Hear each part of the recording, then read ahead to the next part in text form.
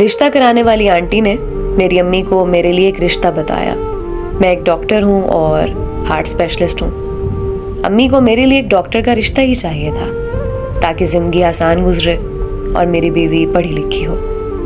پر اس aunty نے جس لڑکی کا رشتہ بتایا وہ ڈاکٹر تو نہیں تھی لیکن ایم فل کر رہی تھی. میں نے والدہ سے کہا کہ چلیں دیکھ آتے ہیں, شاید لڑکی اچھی ہو. والدہ کچھ خاص مطمئن نہیں تھی, بس میرے کہنے پر چل پڑیں.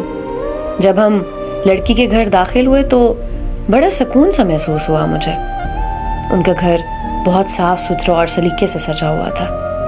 گھر میں پڑی ایک ایک چیز بول رہی تھی. گھر کی عورتوں کا سلیقہ پتہ چل رہا تھا.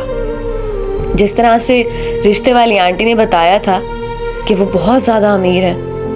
بہت امیر تو نہیں لگ رہے تھے, گھر میں نارمل سا فرنیچر تھا, لیکن گھر بہت کرینے سے سجا ہوا تھا.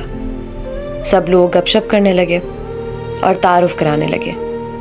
باتیں ہونے لگیں اور باتوں سے پتہ چل رہا تھا کہ وہ بہت امیر لوگ تو نہیں ہیں, لیکن سادہ, ایماندار, خاندانی اور عزت دار لوگ ہیں. گپ شپ کے دوران ہی انہوں نے چائے, بسکٹ اور باقی لوازمات پیش کیے, جن میں گھر کے بنے شامی کباب بھی تھے. وہ بے حد لذیذ تھے, اور اس چائے کی دعوت میں ان کا سلیقہ اور کچن میں مہارت صاف نظر آ رہی تھی. تھوڑی دیر بعد لڑکی کو بلایا گیا. لڑکی جب آئی تو بے حد حسین اور نرم مزاج لگ رہی تھی. اس کی شخصیت کسی ڈاکٹر سے کم نہیں لگ رہی تھی. اس کے بات کرنے کا سلیقہ بہت پیارا تھا, اور لڑکی بہت ہی سادہ طبیعت اور شریف مزاج کی لگ رہی تھی.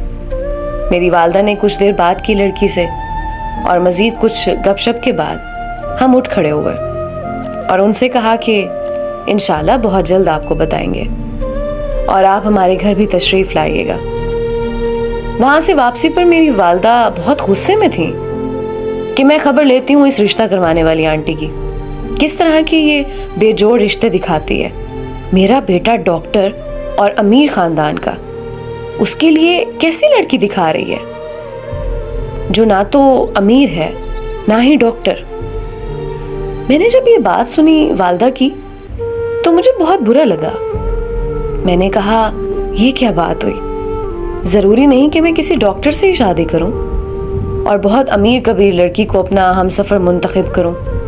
میں نے کہا امی, شادی کے لیے جو خصوصیات کسی لڑکی میں ہونی چاہیے مجھے وہ سب نظر آئیں اس میں.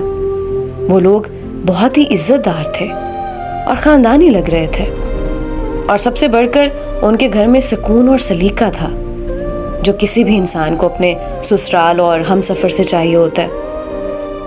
میں کیا کروں گا ایک ڈاکٹر سے شادی کر کے اگر اس میں یہ سب سلیقہ ہی نہیں ہوگا؟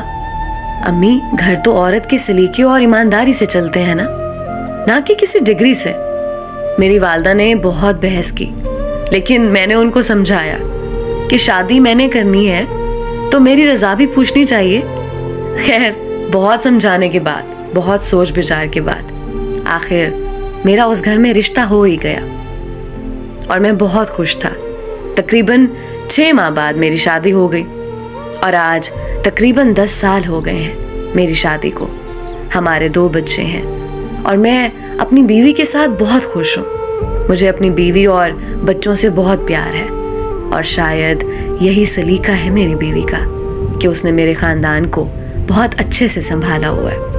اور میری والدہ جو اس رشتے سے راضی نہیں تھی, وہ بھی آج اپنی بہو کا سلیقہ اور خلوص دیکھ کر مطمئن ہے.